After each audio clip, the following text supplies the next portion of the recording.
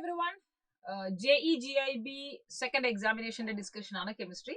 See the first question, NH3 is formed in the following steps. 3 steps.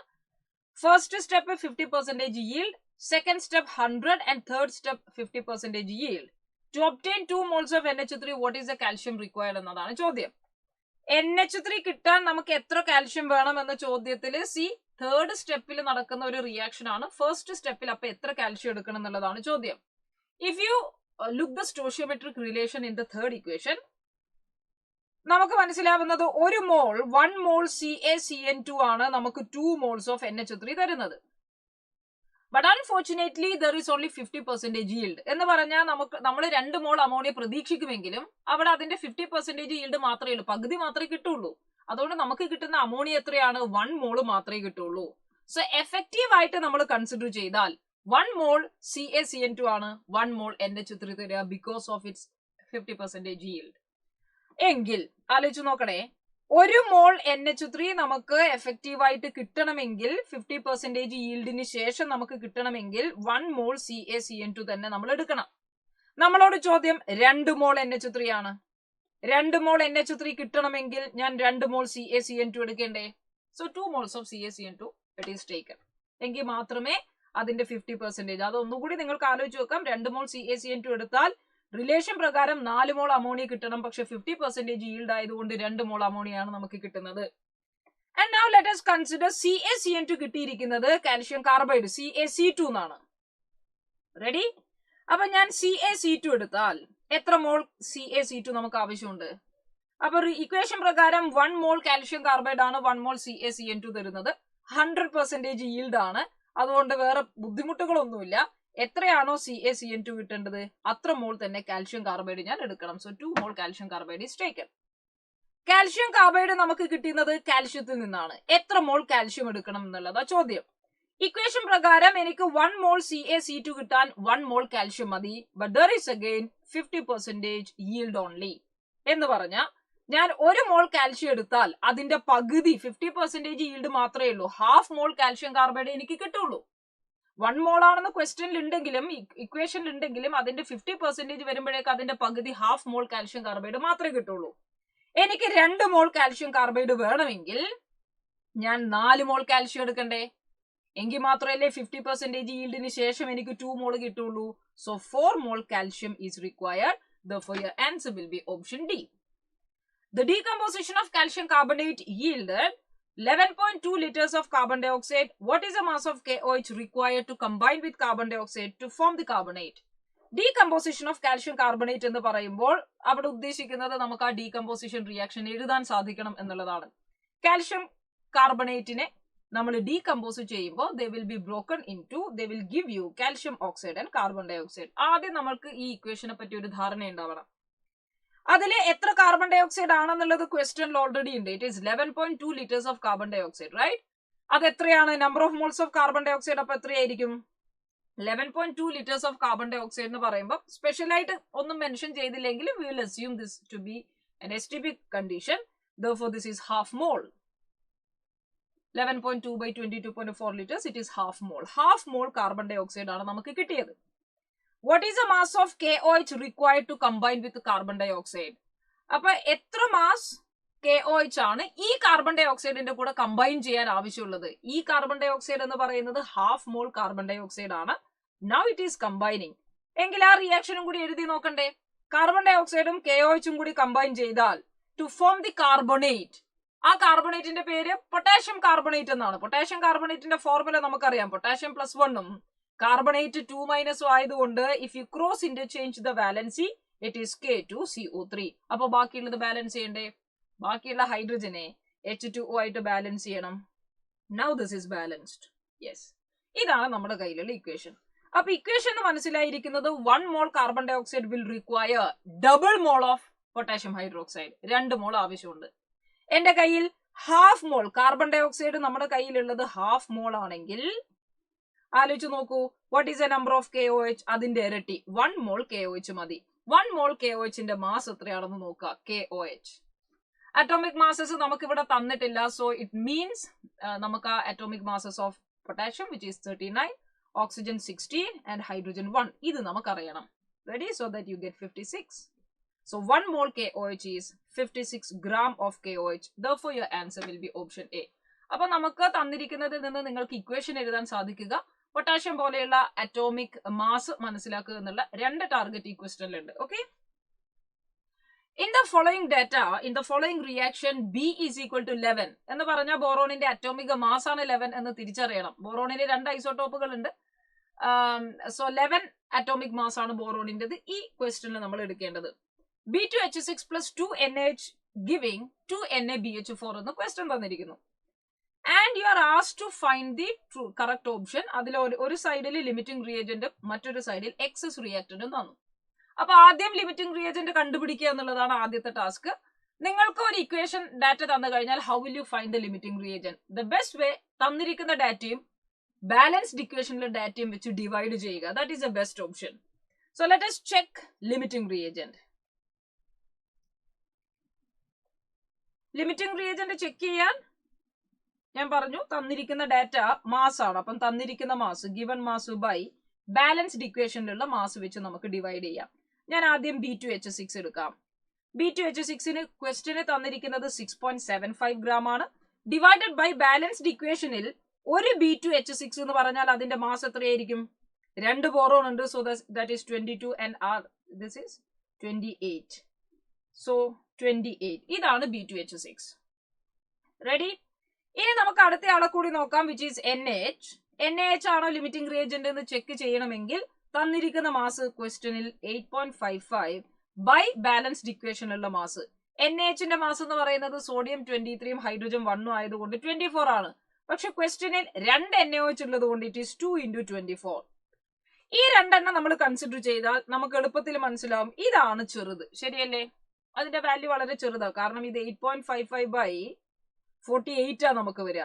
ഇത് 6.7 by 28 ഉള്ളൂ. So anyway ഇതായിരിക്കും ചെറിയ value. ഏതാണോ ചെറിയ വാല്യൂ അതാണ് ലിമിറ്റിംഗ് റിയേജന്റ്. അപ്പൊ ലിമിറ്റിംഗ് റിയേജന്റിനെ ഡാറ്റ തന്നാൽ ചെക്ക് ചെയ്യുന്ന രീതി ആദ്യം നിങ്ങൾ മനസ്സിൽ ഉറപ്പിക്കണം. ഒന്ന് മാസ് ആണെങ്കിൽ മാസ് ബൈ സ്റ്റോഷിയോമെട്രിക് ഇക്വേഷനിലുള്ള ബാലൻസ്ഡ് ഇക്വേഷനിലുള്ള മാസ്. നമ്പർ ഓഫ് മോൾസ് ആണെങ്കിൽ ചോദ്യത്തിൽ തന്നിരിക്കുന്ന number of moles by stoichiometric അല്ലെങ്കിൽ ബാലൻസ്ഡ് ഇക്വേഷനിലുള്ള നമ്പർ ഓഫ് മോൾസ് വെച്ച് ഏതാണോ ചെറുത് അതാണ് limiting reagent. So you understand NaH ആണ് limiting reagent. NaH limiting reagent എന്ന് വരുന്ന ഒരു ഓപ്ഷൻ മാത്രമേ ഉള്ളൂ. അതുകൊണ്ട് കൂടുതൽ ഇനി പ്രൊസീഡ് ചെയ്യേണ്ട ആവശ്യമില്ല. You can directly go for this option B. NaH ആണ് ബി, അതുകൊണ്ട് B2H6 എക്സ്ട്രാ ഉണ്ടാവും. അങ്ങനെ നമുക്കിത് കൺക്ലൂഡ് ചെയ്യാൻ സാധിക്കുന്നതാണ്. എത്ര B2H6 ഉണ്ട് എന്നുള്ളത് നമുക്ക് കാൽക്കുലേറ്റ് ചെയ്യാം. But for this entrance question നമുക്കത് ഇനി ചെയ്യേണ്ട ആവശ്യമില്ല. ടൈം സേവ് ചെയ്യാം. B2H6 എത്രയുണ്ടെന്ന് കണ്ടുപിടിക്കണമെങ്കിൽ യെസ് NaHന് കറസ്പോണ്ടിങ് ആയിട്ട് എത്ര B2H6 വേണമെന്ന് കാൽക്കുലേറ്റ് ചെയ്ത് ബാക്കിയുള്ളതാണ് എക്സസ് B2H6 എന്ന് നമുക്ക് പറയാവുന്നത്. Select the correct statement. The ideal body which emits and absorbs all frequencies is called a black body. Definitely black body can emit and absorb all kinds of frequency. That is a correct statement. The exact frequency distribution of the emitted radiation from black body depends upon its temperature. നമ്മൾ അതിന്റെ temperature അനുസരിച്ചാണ് അത് എത്രമാത്രം frequency അല്ലെങ്കിൽ എത്രമാത്രം energy release ചെയ്യും എന്നുള്ളത് പറയാൻ സാധിക്കുള്ളൂ. That is also true statement. The radiation emitted goes from a lower frequency to higher frequency as the temperature increases. Temperature കൂടുമ്പോൾ എനർജി കൂടും, എനർജി കൂടുമ്പോൾ ഫ്രീക്വൻസി കൂടും. അതുകൊണ്ട് ടെമ്പറേച്ചർ കൂടുമ്പോൾ ലോവർ ഫ്രീക്വൻസിയിൽ നിന്ന് ഹയർ ഫ്രീക്വൻസിയിലേക്ക് എമിറ്റ് ചെയ്യുന്നു. അത് ഈവൻ നമുക്ക് ആ കളേഴ്സ് നിന്ന് വിസിബിൾ ആണ്. ഇനീഷ്യലി റെഡ് ആയിരുന്നു, ഫൈനലി അത് ബ്ലൂ കളറിലേക്ക് മാറുമ്പോൾ തന്നെ ലോവർ ഫ്രീക്വൻസിയിൽ നിന്ന് ഹയർ ഫ്രീക്വൻസിയിലേക്ക് ടെമ്പറേച്ചർ കൂടുമ്പോൾ ചേഞ്ചസ് വരുന്നത് കാണാം. And all the above statements are correct. ഒന്നിലധികം സ്റ്റേറ്റ്മെന്റ് കറക്റ്റ് ആണെന്ന് അറിഞ്ഞാൽ ബാക്കി വായിച്ചു നോക്കാതെ തന്നെ ഓപ്ഷൻ ഡി നമുക്ക് എഴുതാം. The plot of the radial wave function r as a function of distance r of the electron from the nucleus for 2p orbital ആണ് ചോദ്യം. നമുക്ക് ഇവിടെ നമ്മൾ എപ്പോഴും ശ്രദ്ധിക്കേണ്ടത് തന്നിരിക്കുന്നതില് റേഡിയസ് വേഴ്സസ് ഡിസ്ട്രിബ്യൂഷൻ ആയതുകൊണ്ട് തന്നെ we always talk about the radial node. കാരണം ആംഗുലർ നോഡ് ഒരിക്കലും നമ്മൾ ഈ റേഡിയസുമായി പ്ലോട്ട് ചെയ്യുന്നതിൽ കാണിക്കാൻ സാധിക്കില്ല. അതുകൊണ്ട് നമുക്ക് ഇവിടെ തന്നിരിക്കുന്ന ഗ്രാഫിൽ നമ്മൾ മനസ്സിലാക്കേണ്ടത് റേഡിയസിന്റെ ഗ്രാഫ് തന്നു കഴിഞ്ഞാൽ തന്നെ അതിൽ നമുക്ക് റേഡിയൽ നോഡിനെ കണ്ടുപിടിക്കാം. What is A radial node here? Radial node കാണാൻ നമുക്ക് it is very easy. n - l - 1 ആണ് radial node. You have 2p orbital here. 2p orbital n minus l minus 1 ചെയ്യുമ്പോൾ 2p ആണ്, n is 2, l is 1. So you understand 0 radial node. Radial node 0 ആയിരിക്കണം. Option ബിയിലേക്ക് വരുമ്പോ psi versus r ചെയ്യുമ്പോ അവിടെ ഒരു സ്ഥലത്ത് psi 0 ആയി. psi 0 ആകുന്നതിനെയാണ് ഇലക്ട്രോൺസിനെ കാണാനുള്ള ചാൻസ് 0 ആകുന്ന പ്ലേസ് അല്ലെങ്കിൽ റീജിയൻ ആണ് നോഡ്. അതുകൊണ്ട് ഇത് ഒരു നോഡിനെ സൂചിപ്പിക്കുന്നു. നമ്മളെ സംബന്ധിച്ച് നോഡില്ല. അപ്പൊ ഫസ്റ്റ് ക്വസ്റ്റ്യനിൽ നോഡില്ല. നമ്മൾ നോക്കിയാൽ നമ്മൾ ആ റേഡിയസ് കൺസിഡർ ചെയ്യുമ്പോൾ അവിടെ എവിടെയും r 0 ആവുന്നത് കാണാൻ സാധിക്കുന്നില്ല. എന്നാൽ ഈ റേഡിയസിൽ ഇടയിലുള്ള ഒരു പ്ലേസിൽ 1 നോഡ് ഉണ്ട്. അടുത്ത റേഡിയസ് ഗ്രാഫ് നോക്കുമ്പോഴും ആ റേഡിയസിൽ എവിടെയും psi അല്ലെങ്കിൽ 0 ആവുന്നത് കാണാൻ സാധിച്ചില്ല. There is no node. എന്നാൽ ഇവിടെ സംബന്ധിച്ച് നമുക്ക് നോക്കിയാൽ അറിയാം അതിന്റെ ഇടയിൽ നമുക്കൊരു നോഡ് കാണാൻ വേണ്ടി സാധിക്കുന്നുണ്ട്. അപ്പൊ ഇവിടെ എനിവേ നമുക്കൊരു 0 നോഡായി വന്നിരിക്കുന്നത് ഓപ്ഷൻ എയും സി ആണ്. ഇനിയാണ് ശ്രദ്ധിക്കേണ്ടത്, NCERT-യിൽ എടുത്തു പറഞ്ഞിട്ടുണ്ട് 1sന്റെയും 2sന്റെയും റേഡിയൽ പ്രോബബിലിറ്റി ഡിസ്ട്രിബ്യൂഷൻ ഗ്രാഫ് നമ്മൾ കണ്ടിട്ടുണ്ട്. അപ്പൊ ഇത് 1sനെയാണ് ആക്ച്വലി സൂചിപ്പിക്കുന്നത്. You are asked four 2p. അതുകൊണ്ട് 1sന്റെ അല്ലാത്ത ഒരു ഓർബിറ്റൽ ഡയഗ്രാം ആണ് നമ്മൾ പ്രിഫർ ചെയ്യേണ്ടത്, which is your answer C. ഇതാണ് 2pയുടെ ഡിസ്ട്രിബ്യൂഷൻ. നേരത്തെ കൊടുത്തിരിക്കുന്ന ഓപ്ഷൻ എ 1sന്റെ ആണ്. 1s 2s അതിന്റെ റേഡിയൽ ഡിസ്ട്രിബ്യൂഷൻ കർവ് പ്രത്യേകം ശ്രദ്ധിക്കാം. A typical golf ball weighs 40 gram. Mass തന്നിരിക്കുകയാണ്. Mass is 40 gram. It's moving with a velocity to 20 meter per second. അത് SI യൂണിറ്റിലാണ്. What is a de Broglie wavelength? അപ്പൊ de Broglie wavelength നമ്മൾ h/mv ചെയ്യുമ്പോൾ mass should be in kilogram.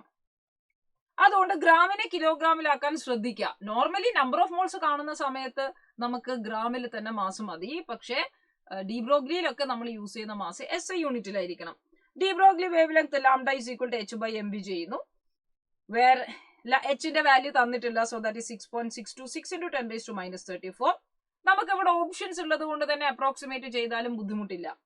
By mass is 40 into 10⁻³ kilogram into velocity 20. ഇത് നമ്മൾ solve ചെയ്യുന്നു. 0യും 0യും 10⁻³ പോകുമ്പോൾ 10⁻⁻1 ബാക്കി. ഇവിടെ 10⁻³ ഉണ്ട്. So now you have 6.6/8 into 10⁻³ or it is 66/8 into 10⁻34. എന്നിട്ട് 64. So this is 8 point something. ഞാൻ ഓപ്ഷൻസ് നോക്കുമ്പോൾ തന്നെ എനിക്ക് മനസ്സിലായി 8.28 into 10⁻34. Now what is a unit? Since the all other units are in SI unit, ലാംഡയും SI യൂണിറ്റിൽ മീറ്ററിലാണ് കിട്ടുക. നമുക്ക് ഇതിനെ നാനോമീറ്ററിലേക്ക് കൺവേർട്ട് ചെയ്യണമെങ്കിൽ 10⁻9 കൊണ്ട് ഗുണിക്കുക, 10⁻⁻9 and 10⁻9 വെച്ച് ഗുണിക്കുക. So that it is now balanced. അതിൽ ചേഞ്ച് ഒന്നുമില്ല. 10⁻�9 മീറ്ററിനെയാണ് നാനോമീറ്റർ എന്ന് നമ്മൾ എഴുതുക. നൗ 10⁻34 into 10⁻9 എന്ന് പറയുന്നത് 10⁻25, 8.25 into 10⁻25 നാനോമീറ്റർ എന്ന ഓപ്ഷൻ സി കിട്ടും. കൺവേർഷൻ കുറച്ചുകൂടി പ്രോപ്പർ ആയിട്ട് ശ്രദ്ധിക്കുക എന്നുള്ളത് മാത്രമേ ഇവിടെ ഉദ്ദേശിക്കുന്നുള്ളൂ. And also you should know the constants. Planck's കോൺസ്റ്റന്റിന്റെ വാല്യൂ നമ്മൾ നിർബന്ധമായും അറിഞ്ഞിരിക്കണം. അടുത്ത ചോദ്യം, for an exothermic chemical process occurring in 2 steps as follows: A plus B giving X, which is a slow step, and X giving AB, which is a fast step. The process of reaction can be best described by which of the following graph? ഈ ഗ്രാഫില് നമ്മുടെ ഈ കണ്ടീഷൻസിനൊക്കെ correct ആയിട്ട് represent ചെയ്തിരിക്കുന്ന ഒരു ഗ്രാഫിനെ കണ്ടെത്തണം. നമുക്ക് എന്തൊക്കെ കാര്യങ്ങളാണ് മനസ്സിലായിരിക്കുന്നത്? This is an exothermic reaction. Exothermic reaction means energy is released. Delta H is negative. അപ്പൊ ഞാൻ റിയാക്ടന്റിന്റെ എനർജിയും പ്രോഡക്റ്റിന്റെ എനർജിയും നോക്കുമ്പോൾ പ്രോഡക്റ്റിന്റെ എനർജി എപ്പോഴും താഴെയായിരിക്കണം. അതാണ് ഒരു കണ്ടീഷൻ. ഓപ്ഷൻ എയിൽ റിയാക്ടന്റിനേക്കാളും താഴെയാണ് product, that is fine. Option B നമ്മൾ എടുക്കുമ്പോൾ റിയാക്ടന്റിനേക്കാളും താഴെയാണ് പ്രോഡക്റ്റ്. ഓപ്ഷൻ സിയിലും അതെ. എന്നാൽ ഓപ്ഷൻ ഡിയില് പ്രോഡക്റ്റ് ഹൈ ആണ്. സോ ഓപ്ഷൻ ഡിയിൽ അത് എൻഡോതെർമിക് ആയതുകൊണ്ട് D cannot be your answer. And now 2 സ്റ്റെപ്പാണ്. 2 steps റിയാക്ഷൻ എന്നുള്ളതാണ് അടുത്ത ഐഡിയ. അപ്പൊ 2 സ്റ്റെപ്പിലേക്ക് നടക്കണമെങ്കിൽ നിങ്ങൾ ആലോചിച്ച് നോക്കിയേ, ഇടയിൽ ഉണ്ടാവുന്ന ഇന്റർമീഡിയറ്റിന്റെ സ്റ്റെപ്പ് കൂടി നമ്മുടെ ഗ്രാഫിൽ കാണിക്കണ്ടേ? ഒന്നാമത്തതിൽ ഒരു സ്റ്റെപ്പ്, 2 സ്റ്റെപ്പ്, 2 steps. എന്നാൽ സെക്കൻഡ് 1 സ്റ്റെപ്പ് റിയാക്ഷൻ ആണ്. നോക്കിയേ, ഒരൊറ്റ ആക്ടിവേഷൻ ബാരിയർ ക്രോസ് ചെയ്യുമ്പോഴേക്ക് പ്രോഡക്റ്റിലേക്ക് എത്തിയിരിക്കുന്നു. 2 സ്റ്റെപ്പിന്റെ ആവശ്യം വന്നില്ല. അതുകൊണ്ട് ഓപ്ഷൻ ബിയും നമുക്ക് ഒരിക്കലും ആവുന്നില്ല. 2 സ്റ്റെപ്പ് റിയാക്ഷൻസ് ഉള്ള 2 ഓപ്ഷൻസ് ആണ് നമ്മുടെ കയ്യിലുള്ളത്. ആൻഡ് നൗ സ്ലോവസ്റ്റ് സ്റ്റെപ്പ് നമ്മൾ നോക്കുന്നു. ഫസ്റ്റ് സ്റ്റെപ്പ് സ്ലോ ആണ്. ഒരു സ്റ്റെപ്പ് സ്ലോ ആവണമെങ്കിൽ അതിന്റെ ആക്ടിവേഷൻ ബാരിയർ ഹൈ ആയിരിക്കണം. സോ ദാറ്റ് മീൻസ് അവരുടെ എനർജി ബാരിയർ ഹൈ ആയിരിക്കുന്നതാണ്, അഥവാ ആക്ടിവേഷൻ എനർജി കൂടുതലുള്ള ആളാണ് സ്ലോ സ്റ്റെപ്പ്. അപ്പൊ ഒന്നാമത്തെ കേസ് ഞാൻ നോക്കിയപ്പോ ഫസ്റ്റിന്റെ activation energy see here it is lower than the second. സെക്കൻഡിന്റെ ബാരിയർ ഹൈ, ശരിയല്ലേ? സെക്കൻഡിന്റെ ആക്ടിവേഷൻ എനർജി വളരെ കൂടുതലാണ്. അപ്പൊ എപ്പോഴും ശ്രദ്ധിക്കേണ്ടത് ഫസ്റ്റ് 2 സ്റ്റെപ്പുകളെ കമ്പയർ ചെയ്യുമ്പോൾ ആദ്യത്തതിന്റെ ആക്ടിവേഷൻ എനർജി ഹൈ ആകുന്നതാണ് കുറെ കൂടി ലൈക്ലി ഇത് റെപ്രസെന്റേഷൻ ആവുക. അതുകൊണ്ട് നമുക്ക് ഇവിടെ തന്നിരിക്കുന്നതിൽ option C will be your answer. For a first order homogeneous gaseous reaction A giving 3B. Homogeneous ആണ്, which means A gas ആണ്, B യും gas ആണ്. If the pressure after time t was Pt and after the completion of reaction pressure was P infinity, then select the correct relation. Questionൽ first order reaction എന്ന് പറഞ്ഞിട്ടുണ്ട്. Relation options നോക്കുമ്പോൾ നമുക്ക് മനസ്സിലാവുന്നു K is equal to 1/T ഫോമാറ്റിൽ. So for any first order reaction in the format A giving product, A giving product എന്നൊരു ഇക്വേഷന് സംബന്ധിച്ച് ഏത് ഫസ്റ്റ് ഓർഡർ റിയാക്ഷൻ തന്നാലും your relation is KT is equal to natural logarithm R0/RT. അതിൽ R0 യും RT എന്താണെന്നുള്ളത് നമ്മൾ ഒന്നുകൂടി തിങ്ക് ചെയ്യാം. ബിക്കോസ് നോർമലി നമുക്കറിയാം ഇനീഷ്യലി ഉള്ള when time t is equal to 0 initially വരുന്ന കോൺസെൻട്രേഷനെയാണ് R0 എന്നെടുക്കുന്നത്. ആൻഡ് ആഫ്റ്റർ സം ടൈം കുറച്ച് ആൾക്കാര് റിയാക്ഷൻ നടക്കുന്നു, സോ കുറച്ച് പ്രോഡക്റ്റ് കിട്ടുന്നു, ബാക്കി വരുന്ന A അതാണ് RT. അപ്പൊ R0ക്കും RTക്കും കറസ്പോണ്ടിങ് ആയിരിക്കുന്ന പ്രഷറിനെയാണ് നമ്മൾ എഴുതേണ്ടത്. വിച്ച് മീൻസ് ഞാൻ ഇനീഷ്യൽ പ്രഷറിനെയാണ് P0 എന്ന് പറയുന്ന, അല്ലെങ്കിൽ ഇനീഷ്യൽ പ്രഷറിനെ R0യുടെ ഭാഗത്ത് നമുക്ക് എഴുതാം. അതുപോലെ കുറച്ച് സമയത്തിന് ശേഷം ഉണ്ടാകുന്ന റിയാക്ടന്റിന്റെ പ്രഷറിനെ, പ്രഷറിന് പകരം ആർട്ടിക്ക് പകരം നമുക്ക് പ്രഷറിനെ എഴുതാം. അപ്പൊ എപ്പോഴും നോക്കേണ്ടത് ഇത് റിയാക്ടന്റിന്റെ ഇനീഷ്യൽ കോൺസെൻട്രേഷനും റിയാക്ടന്റിന്റെ ടി ടൈമിലുള്ള കോൺസെൻട്രേഷനുമാണ്, അല്ലാതെ ടോട്ടൽ കോൺസെൻട്രേഷൻ അല്ല. R0ക്കും RTക്കും പ്രൊപ്പോർഷണൽ ആയിരിക്കുന്ന ആൾക്കാരെ നമ്മൾ കണ്ടെത്തണം. Let us try to write the reaction conditions here. A giving 3B ആണ് റിലേഷൻ. ഇനീഷ്യലി നമ്മുടെ കയ്യിൽ ഇനീഷ്യലി ഉള്ള പ്രഷർ നമുക്ക് പറഞ്ഞു തന്നിട്ടില്ല. അപ്പൊ ഞാൻ ഇനീഷ്യലി P0 ഉണ്ടെന്ന് വിചാരിക്കുന്നു. ആ സമയത്ത് B ഫോം ചെയ്തിട്ടില്ല. Let the pressure B 0. Let എന്നല്ല, ഇറ്റ് വിൽ ബി 0. കുറച്ച് സമയത്തിന് ശേഷം ഇതിന് എക്സ് പ്രഷർ കുറഞ്ഞാൽ, അത്രയും നമ്പർ ഓഫ് പാർട്ടിക്കിൾസ് റിയാക്ട് ചെയ്താൽ let us say X pressure കുറഞ്ഞു. അപ്പൊ ഇവിടെ 3x പ്രഷർ ഉണ്ടാവില്ലേ? Because 1A gives you 3B. X decrease ആണ് ഇവിടെ സംഭവിച്ചതെങ്കിൽ അതിന്റെ 3 ടൈംസ് ആയിട്ട് പ്രോഡക്റ്റ് നമുക്ക് ഒബ്സർവ് ചെയ്യാൻ പറ്റും. So at this time total pressure എന്ന് പറയുന്നത്, as it is A gaseous reaction, എയും ബിയും നമ്മുടെ റിയാക്ഷൻ മിക്സ്ചറിലുണ്ട്. ടോട്ടൽ പ്രഷർ എന്ന് പറയുന്നത് എയുടെ പ്രഷറും ബിയുടെ പ്രഷറും ആഡ് ചെയ്യണം. സോ P0 മൈനസ് എക്സും 3xും ആഡ് ചെയ്താൽ you get total pressure which is P0 plus 2x. നമുക്ക് ക്വസ്റ്റ്യനിൽ തന്നിരിക്കുന്ന കണ്ടീഷനിലേക്ക് തിരിച്ചു പോകാം. ചോദ്യത്തിൽ പറഞ്ഞത് if the pressure after time was PT, T ടൈമിന് ശേഷമുള്ള പ്രഷർ PT എന്ന് പറഞ്ഞാൽ അത് ടോട്ടൽ പ്രഷർ ആണ്. ഇത് ചോദ്യത്തിൽ തന്നിരിക്കുന്നു. Now see everybody, total pressure after time T which is equal to P0 plus 2x according to our equation. ഇത് നമുക്ക് തന്നു. പിന്നെ ക്വസ്റ്റ്യനിൽ തന്നിരിക്കുന്നത് after the completion of reaction total pressure is P infinity. Reaction complete ചെയ്തു എന്ന് വിചാരിക്കാം. Okay, ഈ റിയാക്ഷൻ കംപ്ലീറ്റ് ചെയ്ത് കഴിഞ്ഞാൽ നമുക്ക് ഇതിനെ റെപ്രസെന്റ് ചെയ്യണം. എങ്ങനെ റെപ്രസെന്റ് ചെയ്യും? എ അവിടെ ബാക്കിയില്ല, എ കംപ്ലീറ്റ് ആയിട്ട് റിയാക്ട് ചെയ്തു. അസ്യൂം. അപ്പൊ എ കംപ്ലീറ്റ് ആയിട്ട് റിയാക്ട് ചെയ്തപ്പോ ശരിക്കും നമുക്ക് 3B ആണ് കിട്ടേണ്ടത്. അപ്പൊ ആലോചിച്ച് നോക്കിയേ, P0 മുഴുവനായി റിയാക്ട് ചെയ്താൽ ഇവിടെ 3P0 ആണ് പ്രോഡക്റ്റ് ആയിട്ട് ഉണ്ടാവുക അല്ലേ? ഞാൻ 1 മോൾ എടുത്തു, 1 മോൾ മുഴുവനായിട്ട് റിയാക്ട് ചെയ്താൽ 1 മോൾ മുഴുവനായിട്ട് റിയാക്ട് ചെയ്താൽ 3 മോൾ ഉണ്ടാവും. P0 ആണ് മുഴുവനായിട്ട് റിയാക്ട് ചെയ്യുന്നതെങ്കിൽ 3B0 ആയിരിക്കും നമുക്ക് ഉണ്ടാവുന്ന പ്രഷർ. അതുകൊണ്ട് റിയാക്ഷൻ കംപ്ലീറ്റ് ആയതിനു ശേഷം നമുക്ക് കിട്ടുന്ന ടോട്ടൽ പ്രഷർ അത് P ഇൻഫിനിറ്റി എന്നാണ് ചോദ്യത്തിൽ തന്നിരിക്കുന്നത്, which is equal to 3P0. അപ്പൊ എനിക്ക് P0 എന്ന് പറയുന്നത് P ഇൻഫിനിറ്റി ബൈ 3 എന്ന് എനിക്ക് കിട്ടി. P0 എന്ന് പറയുന്നത് ആരാണെന്ന് നമുക്ക് ഓർമ്മയുണ്ടാവണം. P0 corresponds to R0 initial concentration.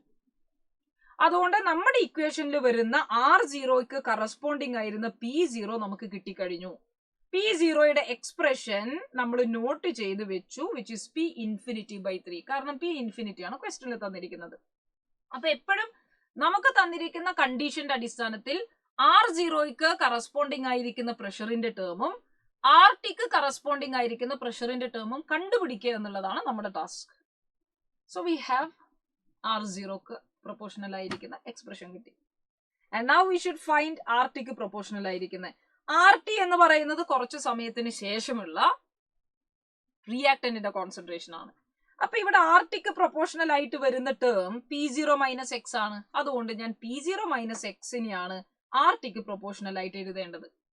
എങ്ങനെ കണ്ടുപിടിക്കും? എന്റെ കയ്യിൽ ഒരു ഇക്വേഷൻ ഉണ്ട്. P0 plus 2x is equal to PT. ശരിയല്ലേ? 2x is equal to PT minus P0 or x is equal to PT minus P0 by 2. x നമുക്ക് കിട്ടിക്കഴിഞ്ഞു. അതിൽ P0 എന്ന് പറയുന്നത് പുതിയൊരു പേജ് എടുക്കട്ടെ. അപ്പൊ നോക്കിയേ, x is equal to PT minus P0 by 2 എന്ന് നമുക്ക് കിട്ടി. P0 is equal to P infinity by 3 എന്ന് നമുക്ക് കിട്ടി. ഇത് ഇവിടെ ഒന്ന് സബ്സ്റ്റിറ്റ്യൂട്ട് ചെയ്യാം. x is equal to PT minus P0 എന്ന് പറയുന്നത് എന്താ? P infinity by 3 divided by 2. or this is PT by 2 minus P infinity by 6. ഇതാണ് x. അല്ലെങ്കിൽ നമുക്ക് 3PT minus P infinity by 6 എന്ന് എഴുതാം. or that is equal to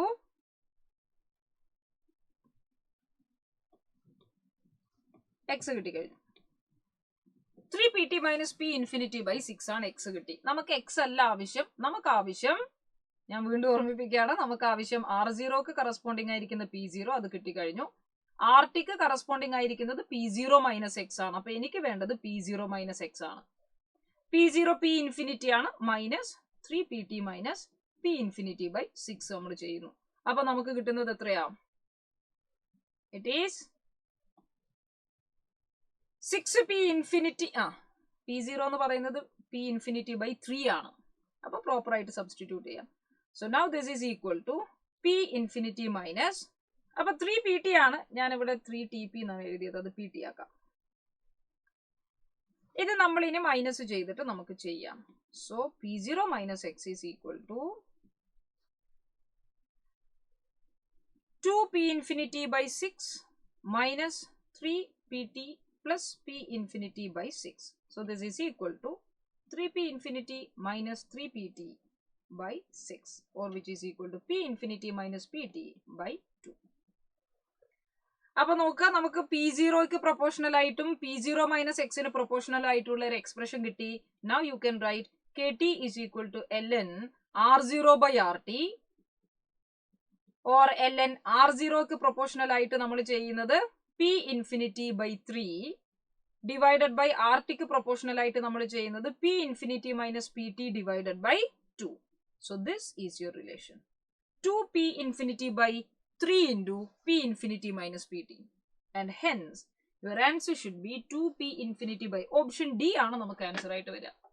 അപ്പൊ തന്നിരിക്കുന്ന ഡാറ്റയെ നമ്മുടെ ഫസ്റ്റ് ഓർഡർ ഇന്റഗ്രേറ്റഡ് ഇക്വേഷന്റെ ഫോമിലേക്ക് R0 RTയുടെ എക്സ്പ്രഷനിലേക്ക് നമ്മൾ ചെയ്താൽ മതി. ഓക്കെ, അപ്പൊ എപ്പോഴും നമുക്ക് ഇങ്ങനെ ഫസ്റ്റ് ഓർഡറിന്റെ പല വേരിയേഷൻസ് എഴുതാൻ വേണ്ടി നമ്മൾ ശീലിക്കുക എന്നുള്ളതാണ് ഈ ക്വസ്റ്റ്യൻ ഉദ്ദേശിക്കുന്നത്. See the question: in the presence of an acid, the initial concentration of cane sugar was reduced from 0.20 to 0.10 molar in 5 hours. ആലോചിച്ച് നോക്കി, 0.2 0.1 എന്ന് പറഞ്ഞാൽ that is half life. Half life നമുക്ക് തന്നിരിക്കുന്നു 5 hours. And from 0.2 to 0.05. നിങ്ങൾ ആലോചിച്ച് നോക്കിയേ, 0.2 ന്ന് 0.05 ആകാൻ 10 മണിക്കൂർ സമയം എടുത്തു. അപ്പൊ നമുക്ക് ഈസി ആയിട്ട് മനസ്സിലാക്കാം, 0.10യുടെ ടി ഹാഫ് ആണ്, അല്ലെങ്കിൽ ഹാഫ് കഴിഞ്ഞാലാണ് 0.05 കിട്ടുക. നിങ്ങൾ മനസ്സിലാക്കേണ്ടത്, ഇത്ര വരെ നമുക്ക് 5 മണിക്കൂറാണ് എടുത്തത്, ടോട്ടൽ ആകാൻ 10 മണിക്കൂർ എടുത്തു എന്ന് പറഞ്ഞാൽ 0.10ൽ നിന്ന് 0.05 ആകാൻ 5 മണിക്കൂർ മതി. ശരിയല്ലേ? 5 ആണ് 10 മണിക്കൂർ. Okay, now this is interesting to note. നമുക്ക് ഇതിൽ ഓർഡർ ആണ് കണ്ടുപിടിക്കേണ്ടത്. ഇതിൽ എനിക്ക് മനസ്സിലായത്, നമ്മൾ എത്ര കോൺസെൻട്രേഷൻ എടുത്താലും ടി ഹാഫ് ഈസ് ഫിക്സ്ഡ്. 0.20 എടുത്തപ്പോൾ അത് പകുതിയാകാൻ 5 മണിക്കൂർ സമയം വേണ്ടി വന്നു. 0.10 അതിന്റെ പകുതിയാകാൻ 5 മണിക്കൂർ സമയം വേണ്ടി വന്നു. It is independent of the initial concentration. കോൺസെൻട്രേഷനുമായിട്ട് ഡിപ്പെൻഡ് ചെയ്യുമായിരുന്നുവെങ്കിൽ ഈ രണ്ടിന്റെയും ഹാഫ് ലൈഫ് ചേഞ്ച് ചെയ്ത് തന്നെ. അപ്പൊ half life is independent of concentration എന്ന് പറയുന്നത് ഫസ്റ്റ് ഓർഡർ കൈനറ്റിക്സ് ആണ്. So you get option B. The reaction A2 plus B2 follows the equation A2 gas plus B2 gas giving 2AB gas. The following data were observed. A0, B2 and അതിന്റെ initial rate തന്നിട്ടുണ്ട്. Value of rate constant for the above reaction ആണ് അറിയേണ്ടത്. അപ്പൊ റേറ്റും കോൺസെൻട്രേഷനും ഒക്കെ തന്നു കഴിഞ്ഞാൽ rate constant കണ്ടുപിടിക്കാൻ R is equal to K into A2 raised to X B2 raised to Y, right? കാരണം ഞാനൊരു റേറ്റിലോ എക്സ്പ്രഷനിൽ നിന്നാണ് കോൺസെൻട്രേഷനും റേറ്റും റേറ്റ് കോൺസ്റ്റന്റും തമ്മിലുള്ള റിലേഷൻ എഴുതാൻ പറ്റുന്നത്, provided you know the order of the reaction. എക്സും വൈയും order with respect to A2 and B2 ആണ്. So first task find the order. Order കണ്ടുപിടിക്കാൻ you can find the order either from the unit of K or from the mechanism or from the data given. ഇവിടെ data തന്നിരിക്കുന്നു. നമ്മൾ ഈ data നോക്കുമ്പോൾ മനസ്സിലാവുന്ന കാര്യം, let us see. നമ്മുടെ കയ്യിലുള്ള ഡാറ്റയെ A2 ഫിക്സഡ് ആയിരിക്കുന്ന സമയത്ത് A2 മാറ്റൂല, A2 കോൺസ്റ്റന്റ് ആണ്. അപ്പൊ ഇവിടെ A2 ഫിക്സഡ് ആണ്. B2 എന്ത് സംഭവിച്ചു നോക്കിയേ, B2 0.1 എന്ന് 0.2 ആയി എന്ന് പറഞ്ഞപ്പോ B2 ഡബിൾ ആയി, അഥവാ 2 ടൈംസ് ആയി. റേറ്റ് അപ്പൊ എന്ത് സംഭവിച്ചു, റേറ്റ് 5 into 10 raised to -4 എന്ന് 10 ആയി എന്ന് പറയുമ്പോൾ 2 ടൈംസ് ആയി. അപ്പൊ റേറ്റിനെ B2ന്റെ കോൺസെൻട്രേഷന്റെ പവറിൽ എഴുതുമ്പോൾ it is directly proportional to B2 എന്ന് എനിക്ക് കിട്ടി. So this is first order with respect to B2. അടുത്തൊരു കണ്ടീഷനിൽ നമുക്ക് നോക്കാം, നമുക്ക് B2യെ ഫിക്സ് ചെയ്ത് നിർത്താം. അങ്ങനെ ഒരു ഡാറ്റ ഉണ്ട്. സി A2 0.1 നിന്ന് 0.2 ഡബിൾ ആയി, 2 ടൈംസ് ആയി. അപ്പൊ റേറ്റ് എന്തായിരിക്കാണ്, റേറ്റും 2.5 എന്ന് 5 ആയി, 2 ടൈംസ് ആയി. അപ്പൊ ഇവിടെ മനസ്സിലായി rate is directly proportional to A2 raised to 1. ഇത് രണ്ടും first order with respect to A ആണെന്ന് നമുക്ക് മനസ്സിലായി കഴിഞ്ഞു. അതുകൊണ്ട് നമ്മുടെ final equation R is equal to K A2 raised to 1 B2 raised to 1. ഇനി ഏതെങ്കിലും ഒരു ഡാറ്റ എടുത്തോളൂ. ആ ഡാറ്റയിൽ നമുക്ക് റേറ്റ് തന്നിട്ടുണ്ട്, which is 2.5 into 10 raised to -4 is equal to rate constant ആണ് കണ്ടുപിടിക്കേണ്ടത്, K into A2 10 raised to -1 raised to 1 B2 0.1 അഥവാ 10 raised to -1 raised to 1. So this is K into 10 raised to -2. അപ്പൊ ആലോചിച്ച് നോക്കിയേ, K is equal to 2.5 into 10 raised to -2. So this is your answer. അപ്പൊ ആദ്യം നമ്മൾ റേറ്റിലും എഴുതണം. റേറ്റിലും എഴുതുമ്പോൾ നമുക്ക് മനസ്സിലാവുന്നു ഓർഡർ കണ്ടുപിടിക്കണം. സോ ഓർഡർ കണ്ടുപിടിച്ചു, റേറ്റിലും എഴുതി, കണ്ടീഷൻ തന്നിരിക്കുന്ന കണ്ടീഷൻ വാല്യൂസ് കൊടുത്തു, K നമുക്ക് കിട്ടി. B is your answer. A graph between log T half versus log A being the initial concentration of A in the reaction, A giving product.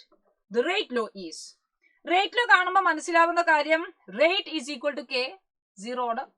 Rate is equal to K A raised to 1, first order. Rate is equal to K A square, second order. And third order. അപ്പൊ നമ്മൾ ഇതിൽ 0 order ആണോ, first order ആണോ, second order ആണോ, third order ആണോ എന്ന് കണ്ടുപിടിക്കണം. തന്ന data log T half life versus concentration ആണ്. So log T half versus log A എടുത്തപ്പോൾ we understand they are inversely related. കാരണം നമുക്ക് സ്ലോപ്പ് നെഗറ്റീവ് ആണ്. ലോഗ് A കുറവാകുമ്പോൾ T half കൂടുതലാണ്. ലോഗ് A കൂടുന്നതിനനുസരിച്ച് ലോഗ് T half കുറഞ്ഞു. So log T half and log A are inversely related. അഥവാ T half is inversely related to A. T half directly related to initial concentration ആയിരുന്നുവെങ്കിൽ അത് 0 order. T half independent of initial concentration ആയിരുന്നുവെങ്കിൽ അത് first order. T half inversely proportional to 1 by A എന്ന് പറഞ്ഞാൽ that should be second order kinetics. കാരണം T half is equal to 1 by A raised to n minus 1. അപ്പൊ ഇവിടെ എനിക്ക് കിട്ടിയത് 1 by A എന്നാണ്. n minus 1 is equal to 1. n is equal to 2. അത് second order kinetics ആണ്. Your option will be C. Consider a reaction A giving 2B. അതിന്റെ K 0.1 molar per minute എന്ന് നമുക്ക് K തന്നു. Initial concentration of A 0.5 molar ആണെങ്കിൽ select the correct graph. Graph നമ്മൾ select ചെയ്യണം. ഗ്രാഫിൽ എനിക്ക് തന്നിരിക്കുന്നത് കോൺസെൻട്രേഷൻ ഓഫ് B ആണ്. ഓക്കെ, പ്രോഡക്റ്റിന്റെ കോൺസെൻട്രേഷൻ ആണ് നമുക്ക് ഗ്രാഫിൽ തന്നിരിക്കുന്നത്. ഫസ്റ്റ് യു അണ്ടർസ്റ്റാൻഡ് ദാറ്റ് നമുക്ക് തന്നിരിക്കുന്ന കെയുടെ വാല്യൂ അഥവാ യൂണിറ്റ് ഓഫ് കെയിൽ നിന്ന് എനിക്ക് മനസ്സിലാവുന്നത് മോളാർ പെർ മിനിറ്റ് ആണ്. മോളാർ പെർ മിനിറ്റ് എന്ന് പറഞ്ഞാൽ കോൺസെൻട്രേഷൻ പെർ ടൈം ആണ്, which is the unit of rate.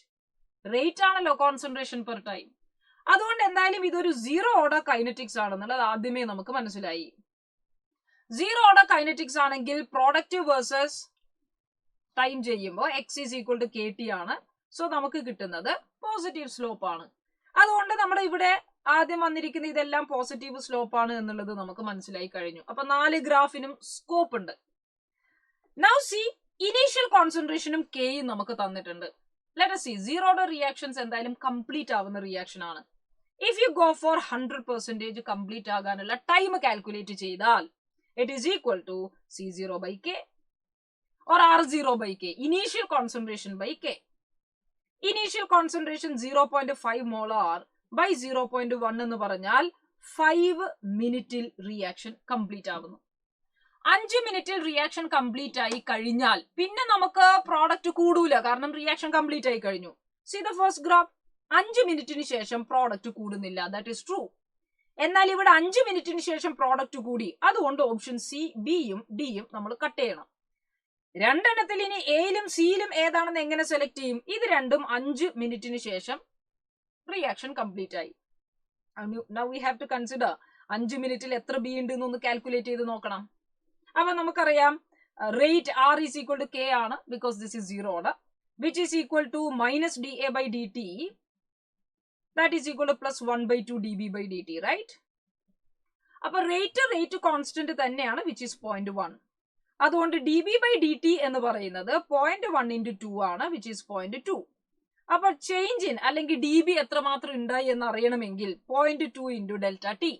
ഞാൻ 5 മിനിറ്റ് സമയമാണ് എടുക്കുന്നതെങ്കിൽ 1 മോളാർ നമുക്ക് ഉണ്ടാവണം. 5 മിനിറ്റ് കൊണ്ട് 1 molar. Option C should be your answer. അതായത് 5 മിനിറ്റിൽ എത്ര ബി ഉണ്ടായി എന്ന് കണ്ടുപിടിക്കാണ്. എനിക്ക് dB by dt കിട്ടിക്കഴിഞ്ഞാൽ പിന്നെ dB കണ്ടുപിടിക്കാലോ, ഇൻറ്റു ടൈം ചെയ്താൽ പോരെ. Therefore your answer will be C. For the reaction 2A giving B plus 3C, if minus dA by dt is equal to Ka square, K1A square, dB by dt തന്നിരിക്കുന്നു K2A square, dC by dt K3A square, ഇങ്ങനെ നമുക്ക് തന്നിട്ടുണ്ട്. The correct relationship between K1, K2 and K3 ആണ് ചോദ്യം. നമ്മുടെ കയ്യിലൊരു balanced equation തന്നു കഴിഞ്ഞാൽ we are able to write rate of a reaction. Rate of reaction is equal to minus 1/2 dA by dt is equal to plus dB by dt is equal to plus 1/3 dC by dt. ഇതാണ് നമ്മുടെ കയ്യിൽ കിട്ടുക. Okay, now minus dA by dt ക്ക് പകരം K1A square എന്ന് കൊടുത്താൽ മതി. So this is K1A square by 2 അതുപോലെയുണ്ട്. dB by dt ക്ക് പകരം നമുക്ക് K2A square എന്ന് കൊടുക്കാം. dC by dt ക്ക് പകരം K3A square എന്ന് കൊടുക്കാം. അതിൽ 3 അവിടെയുണ്ട്. അപ്പൊ A square എല്ലാത്തിലും പോയി. So this is K1 by 2 is equal to K2 is equal to K3 by 3. Therefore your answer should be option D.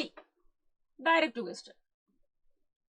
The boiling point of C6H6 benzene, methanol, aniline and nitrobenzene are 80 degrees Celsius, 65 degrees Celsius, 184 degrees Celsius and 212 degrees Celsius respectively, which will show highest vapor pressure at room temperature.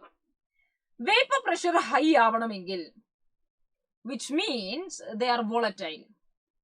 ഒരാൾ volatile ആകുമ്പോഴാണ് കൂടുതൽ vapours ഉണ്ടാവുക, or they will have low boiling point. കാരണം vapour pressure കൂടുതലുള്ളവരെ പെട്ടെന്ന് boil ചെയ്യും, boiling point will be less. തന്നിരിക്കുന്ന ഡാറ്റയിൽ വെച്ച് ഏറ്റവും ചെറിയ ബോയിലിംഗ് പോയിന്റ് രണ്ടാമത് എഴുതിയിരിക്കുന്ന CH3OH നാണ്. Therefore your answer should be B. Which of the following represents correctly the changes in thermodynamic properties during the formation of 1 mole of an ideal binary solution? Ideal സൊല്യൂഷനെ സംബന്ധിച്ച് ഏതാണ് ശരിയെന്നുള്ളതാണ് ചോദ്യം. നമുക്കറിയാം, രണ്ട് സൊല്യൂഷൻസിനെ മിക്സ് ചെയ്യുമ്പോൾ ഐഡിയൽ സൊല്യൂഷൻ കിട്ടി എന്ന് പറഞ്ഞാൽ അത് സ്പോണ്ടേനിയസ് ആയിട്ട് ഫോം ചെയ്യുന്നതാണ്. അതുകൊണ്ട് ഐഡിയൽ സൊല്യൂഷന്റെ ഡെൽറ്റ എച്ച് ഓഫ് മിക്സിംഗ് 0 ആണ്. ടി ഡെൽറ്റ എച്ച് മിക്സിംഗ് 0 എന്ന് കൊടുത്തു, delta H of mixing negative എന്ന് കൊടുത്തു, which is wrong. Delta H mixing 0 എന്ന് കൊടുത്തു, that is fine. Delta H mixing 0 കൊടുത്തു, ഡെൽറ്റ എച്ച് മിക്സിംഗ് നെഗറ്റീവ് കൊടുത്തത് റോങ് ആണ്. ഇനി delta G for any spontaneous reaction it should be negative.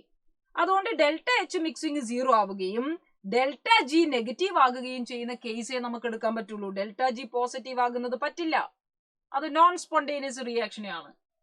Delta G is equal to delta H minus T delta S ആയതുകൊണ്ട് തന്നെ മാത്രമല്ല രണ്ട് സൊല്യൂഷൻസിനെ mix ചെയ്ത് കിട്ടുന്ന സൊല്യൂഷൻസിന്റെ എൻട്രോപ്പി എപ്പോഴും കൂടുതലായിരിക്കും. അതുകൊണ്ട് ടി ഡെൽറ്റ എസ് എന്ന് പറയുന്നത് പോസിറ്റീവ് ആയിരിക്കണം, എങ്കിലേ minus T delta S negative ആയിട്ട് ഡെൽറ്റ ജി നെഗറ്റീവ് ആവുള്ളൂ. So your correct answer will be option C. അത് മിക്സിംഗിന്റെ പ്രോപ്പർട്ടീസിൽ നിന്നുള്ള ചോദ്യമാണ്. According to Henry's law, the partial pressure of a gas P gas is directly proportional to mole fraction of gas in liquid solution. Partial pressure of gas is equal to Henry's constant into mole fraction of gas in the solution, where Kh is Henry's constant, which is correct. ഇതാണ് ചോദ്യം. Which is incorrect. അപ്പോൾ Kh is a characteristic constant of a given gas solvent system is true. That is true. കാരണം KH ഓരോ സൊല്യൂഷനെ സംബന്ധിച്ചും KH മാറും. KH for oxygen is different from KH for hydrogen. നൈട്രജന്റെ KHും carbon മോണോക്സൈഡിന്റെ KHും മീഥേനിന്റെ KHും ഡിഫറെന്റ് ആണ്. KH വാല്യൂസിന്റെ ഒരു ടേബിൾ തന്നെ NCERT കൊടുത്തിട്ടുണ്ട്. So that is a characteristic constant for a given gas system. That is true. Higher the value of KH, lower is the solubility of gas for a given partial pressure. അപ്പൊ നമുക്കറിയാം KH is equal to partial pressure by chi എന്ന് എഴുതുമ്പോൾ തന്നെ KH is inversely proportional to mole fraction or solubility എന്ന് നമുക്ക് പറയാം. അപ്പൊ P ഒരു given partial pressures തന്നു കഴിഞ്ഞാൽ higher KH ആണെങ്കിൽ lower solubility is true. They are inversely related. KH is temperature dependent obviously. കാരണം നമുക്ക് ഇങ്ങനെ ആലോചിച്ച് നോക്കാം, ടെമ്പറേച്ചർ കൂടുന്നതിനനുസരിച്ച് solubility of gas എന്തായാലും കുറയും. സോലിബിലിറ്റിയും KHും ഇൻവേഴ്സ്ലി റിലേറ്റഡ് ആണ്. അപ്പൊ ടെമ്പറേച്ചർ കൂടുമ്പോൾ KH കൂടുക ചെയ്യുക. അതും NCERT-യിലുള്ള KH വാല്യൂസിന്റെ ടേബിൾ നോക്കിയാൽ മനസ്സിലാവും. 293 കെൽവിനിലുള്ള KH വാല്യൂ അല്ല നൈട്രജന് 303 or 313 കെൽവിനിൽ ഉണ്ടാവുക. ടെമ്പറേച്ചർ കൂടുമ്പോൾ KH വാല്യൂ കൂടും. So KH decreases with increase in temperature is a wrong statement. KH increases with increase in temperature. D ആണ് incorrect statement. An aqueous solution of sucrose having a concentration of 34.2 gram per liter has an osmotic pressure of 2.38 atm at 70 degrees Celsius. For an aqueous solution of glucose to be isotonic with this solution, its concentration should be. നമ്മുടെ കയ്യിൽ തന്നിരിക്കുന്നത് സുക്രോസിന്റെ solution is being isotonic with glucose solution C6H12O6. Isotonic ആവണമെങ്കിൽ their osmotic pressures should be same. Pi1 should be equal to Pi2. Pi എന്ന് പറയുന്നത് ICRT ആണ്. So രണ്ടുപേരുടെയും ICRT same ആവണം. Temperature 17 degree സെൽഷ്യസിലാണ്. ടെമ്പറേച്ചർ കോൺസ്റ്റന്റ് ആണ്. R കോൺസ്റ്റന്റ് ആയതുകൊണ്ട് അത് ക്യാൻസൽ ആവും. സൂക്രോസിനും ഗ്ലൂക്കോസിന്റെയും വാൻ ഹോ ഫാക്ടർ 1 ആണ്. അപ്പൊ നമ്മൾ പറഞ്ഞു വരുന്നത് C1 should be equal to C2. C1 എന്താ? Number of moles by volume should be equal to number of moles of the second solution by volume of the second solution.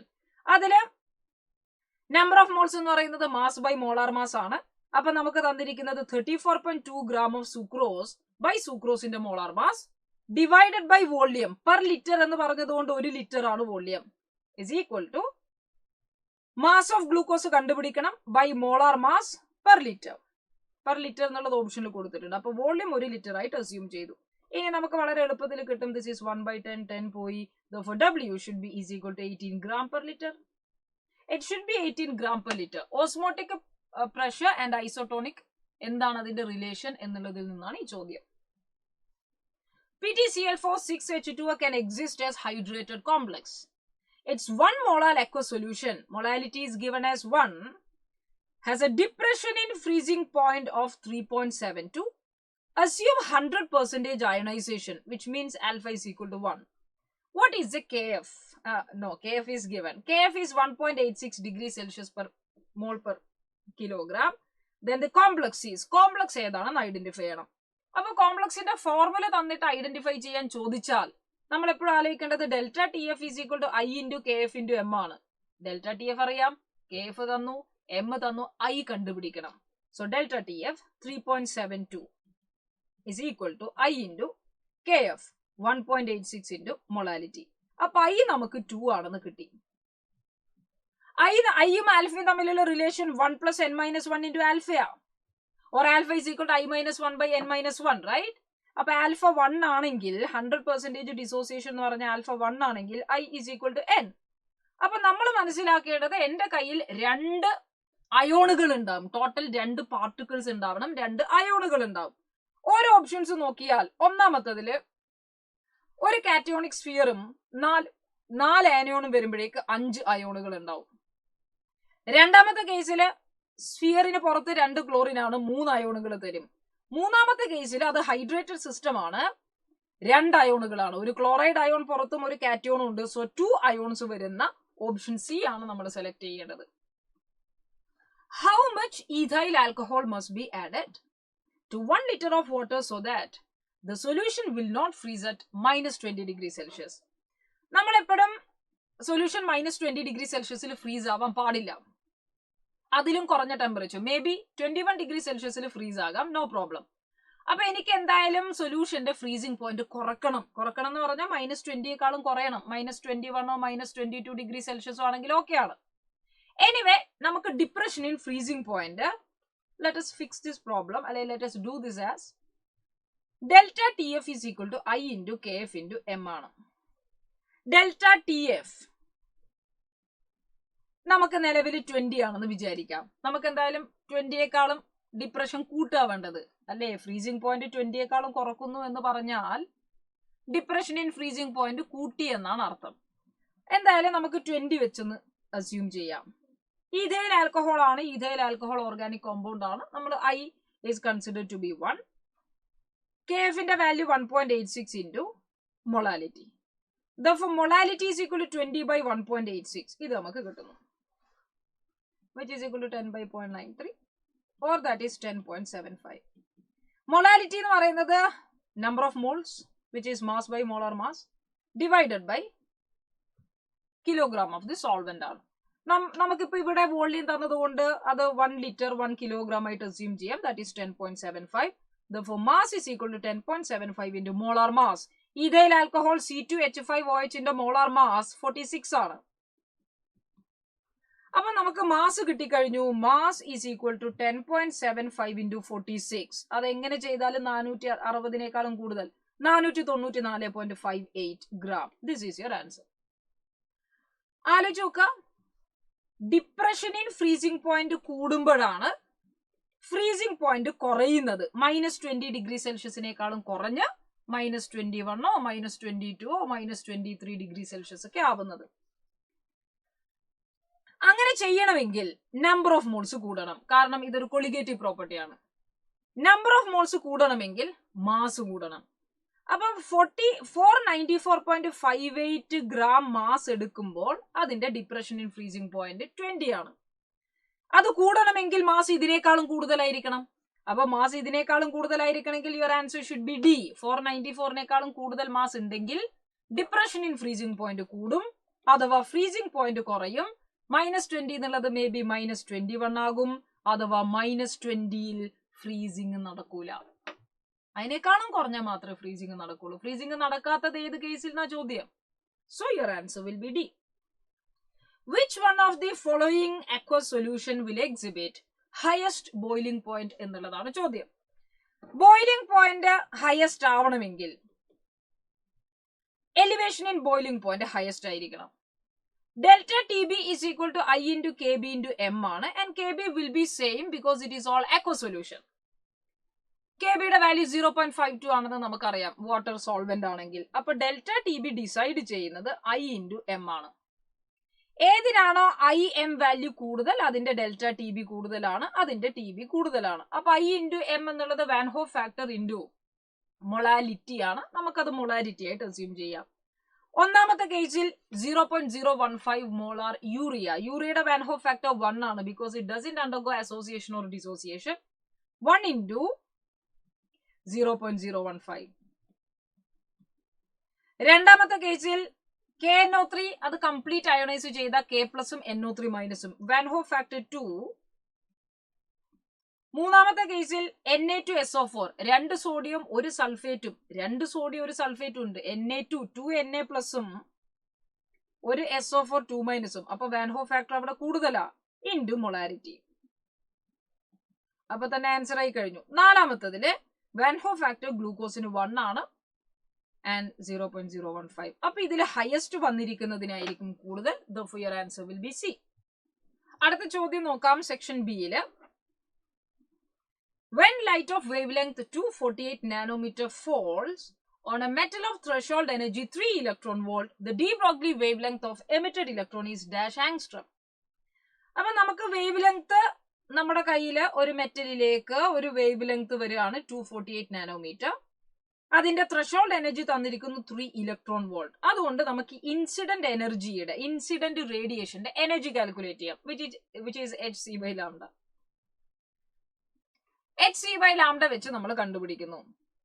If you need the energy in electron volt, അതിൽ ഏറ്റവും best 1240 by lambda in nanometer substitute ചെയ്ത direct electron വോൾട്ടിലേക്ക് കിട്ടും. അപ്പൊ അതുകൊണ്ട് ഞാൻ ഈ ഒരു കൺവേർഷൻ യൂസ് ചെയ്യുന്നത് ടൈം സേവ് ചെയ്യാൻ നമ്മളെ ഹെൽപ്പ് ചെയ്യുന്നു. സോ ഇൻസിഡന്റ് എനർജി ഇലക്ട്രോൺ വോൾട്ടില് 1240 by lambda in nanometer, which is equal to 10/2, or that is 5 electron volt. നോക്കിയേ, 5 ഇലക്ട്രോൺ വോൾട്ട് എനർജി ഉള്ള ഒരാൾ വരികയാണ്. 3 ഇലക്ട്രോൺ വോൾട്ട് ആണ് ത്രഷോൾഡ് എനർജി എന്ന് പറഞ്ഞാൽ ബാക്കി 2 ഇലക്ട്രോൺ വോൾട്ട്, ടോട്ടല് 5 എനർജി വേണം. 5 ഇലക്ട്രോൺ വോൾട്ട്, 2 ഇലക്ട്രോൺ വോൾട്ട് അതിന്റെ കൈനറ്റിക് എനർജി ആയിട്ട് മാറുന്നു. Or that is 2 into electron വോൾട്ടിനെ ഞാൻ ജൂളിലേക്ക് കൺവേർട്ട് ചെയ്താൽ 1.6 into 10⁻⁻19 ജൂൾ കൈനറ്റിക് എനർജി കിട്ടി. ചോദ്യം, what is the de Broglie wavelength of emitted radiation? So that is lambda is equal to h by mv, or lambda is equal to h by √2m kinetic energy. നമ്മൾ ഇത് substitute ചെയ്യുന്നു. Lambda is equal to h is 6.63 into 10⁻⁻34 joule second by root of 2 into mass of electron 9.1 into 10⁻⁻31 kilogram into kinetic energy. Kinetic energy നമ്മൾ 2 into 1.6 into 10⁻⁻19 എന്ന് എടുക്കുന്നു. So this is equal to 2ഉം 2ഉം വരുമ്പോഴേക്ക് square root of 2 into 2 ഒരു 2 നമുക്ക് പുറത്തെടുക്കാം. 9നെ ഞാൻ root 9നെ 3 ആയിട്ട് എടുക്കുന്നു. 1.6നെ ഞാൻ 16 ആക്കി മാറ്റിയാൽ റൂട്ട് 16 4 ആണ്. അപ്പൊ ഇനി 10ന്റെ പവേഴ്സ് 10⁻⁻31 ഉണ്ട്, 10⁻⁻20 ഉണ്ട്, which is 10⁻⁻51. സ്ക്വയർ റൂട്ടിനകത്ത് 10⁻⁻51 മാത്രമേ ഉള്ളൂ. അപ്പൊ നമ്മൾ ഇത് ചെയ്യുന്നു.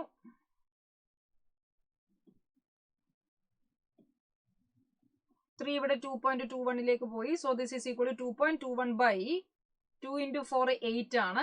ഇൻറ്റു 10⁻⁻51നെ നമുക്ക് 10⁻⁻50 into 10⁻⁻1 എന്ന് എഴുതാം. അപ്പൊ ഞാൻ സ്ക്വയർ റൂട്ട് ചെയ്യുമ്പോൾ താഴെയുള്ള 10⁻⁻50 10⁻⁻25 into 10⁻1 മേലേക്ക് വരുമ്പോൾ റൂട്ട് 10 ആയി.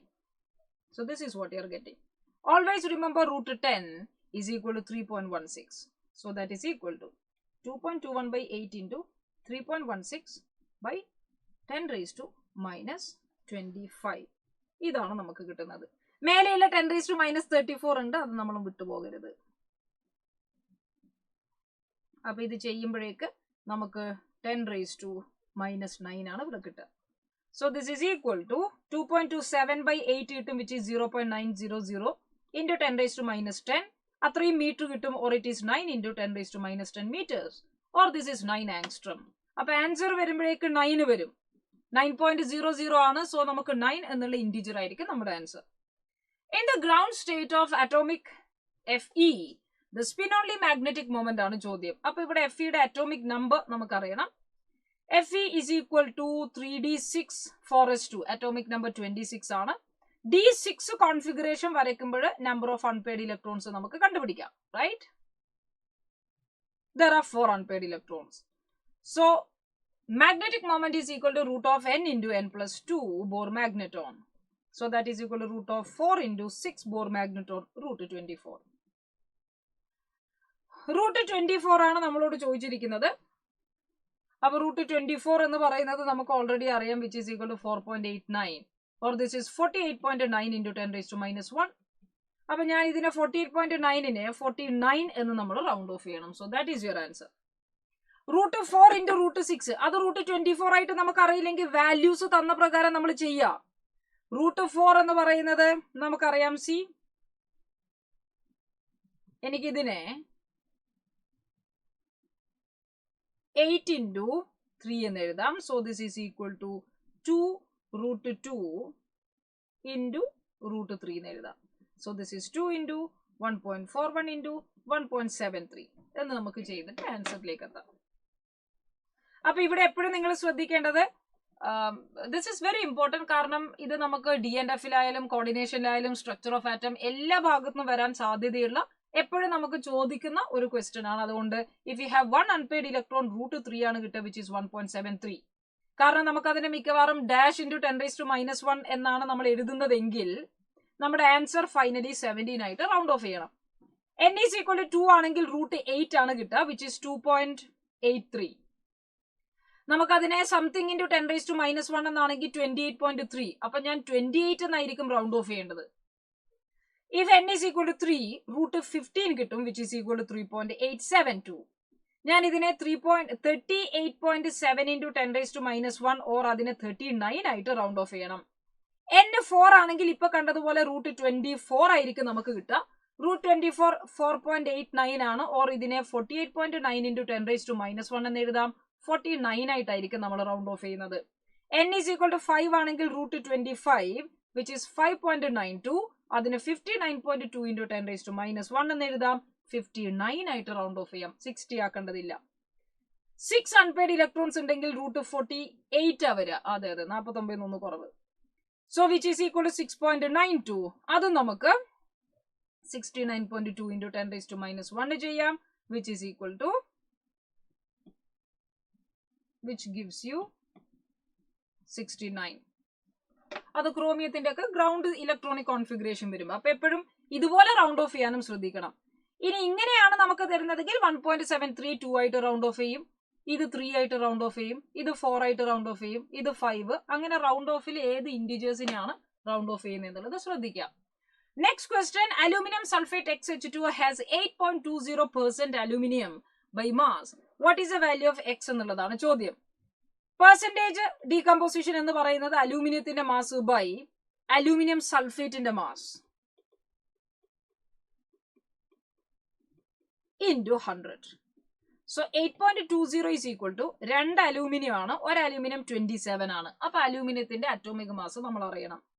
ബൈ അലൂമിനിയം സൾഫേറ്റിന്റെ മാസ് നോക്കുമ്പോൾ 2 അലൂമിനിയം 27 into 2 54 പ്ലസ് സൾഫേറ്റിന്റെ മാസ് എത്രയാ? 96 ആണ്. 96 into 3 എത്ര വരും? 288. അപ്പൊ എനിക്ക് കിട്ടുന്നത് aluminium sulphate 342 plus XH2 18X എന്ന് പറയാം. ഇത് നമ്മൾ കൺസിഡർ ചെയ്യുമ്പോൾ 342 ഞാൻ ഇതിന് 2 വെച്ച് ഡിവൈഡ് ചെയ്താൽ ഈ 2 കട്ടായി, ഇത് നമുക്ക് ആക്ച്വലി 171 എന്ന് വരും, പ്ലസ് 9X എന്ന് വരും. ഞാൻ ഇതിന്ന് 9 പുറത്തെടുത്ത് കഴിഞ്ഞാൽ it is 9 into 19 plus X എന്ന് എഴുതാം. 9 so that is equal to 3/19 plus X എന്ന് കിട്ടും. റെഡി? അപ്പൊ ഞാൻ ഇതിലേക്ക് into 100, so that is 300/19 plus X is equal to 300/8.2 അഥവാ 3000/82 or 1500/41. നമ്മൾ ഇത് സോൾവ് ചെയ്യുന്നു, you get the value of X. X is equal to 1500/41 minus 19. So that is equal to 1500 minus 19 into 41 ചെയ്യുമ്പോൾ ഞാൻ 20 into 41 ചെയ്തിട്ട് അതൊന്നൊരു 41 കുറച്ചാൽ മതി. Ready? So you get 779/41 which is equal to 721/41. നമ്മൾ ഇത് ചെയ്യുമ്പോൾ അറൌണ്ട് 17.58 ആണ്. റൗണ്ട് ഓഫ് ചെയ്യുമ്പോൾ നമ്മൾ പ്രത്യേകം ശ്രദ്ധിക്കണം, 18 ആയിട്ട് റൗണ്ട് ഓഫ് ചെയ്യണം. ബിക്കോസ് 8 ആണ് ഇവിടെ വന്നിരിക്കുന്നത്. നമ്മൾ ഇതിനെ റൗണ്ട് ഓഫ് ചെയ്യുമ്പോഴേക്ക് 6 ആക്കും.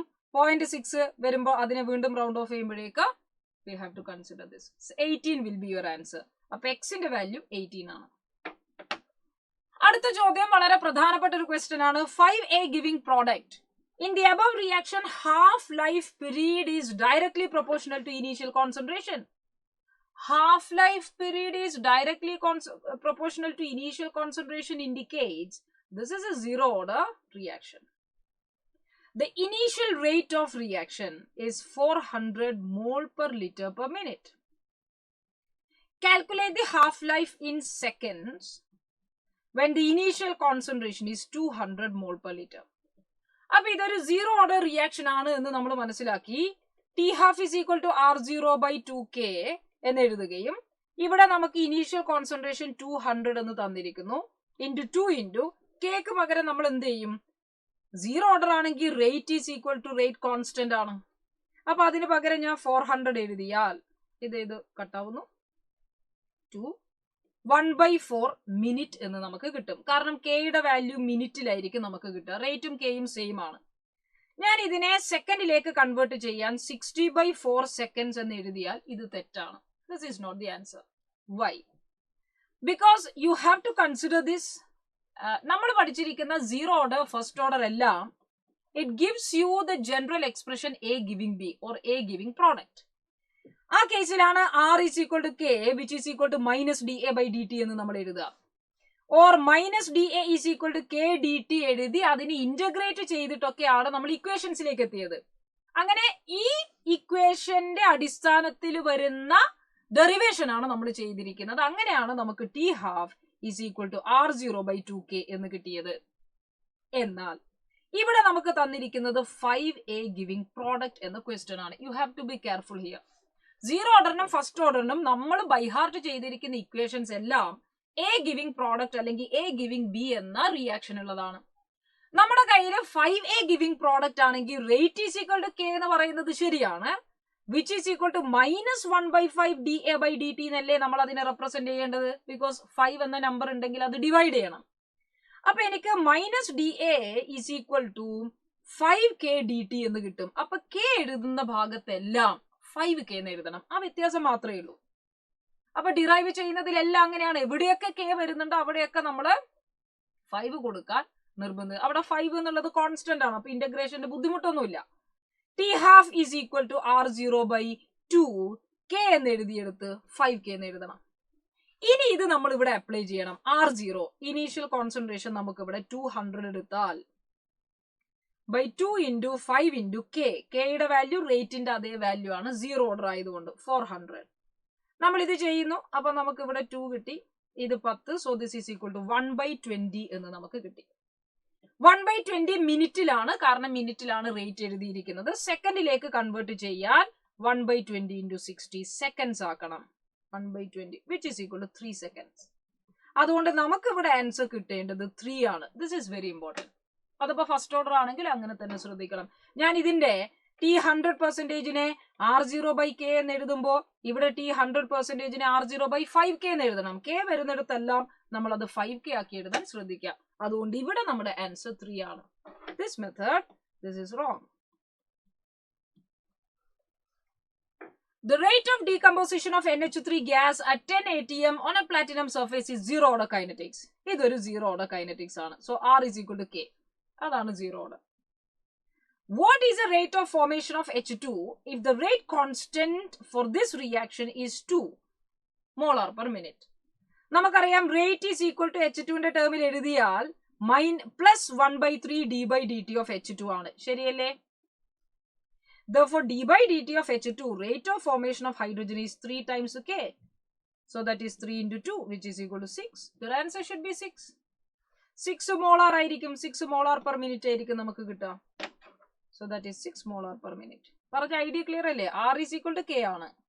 മാത്രമല്ല R is equal to 1/3 d/dt of H2 ആണ്. അപ്പോൾ d/dt of H2 എന്ന് പറയുന്നത് 3K ആണ്. So 3 into 2, you get 6.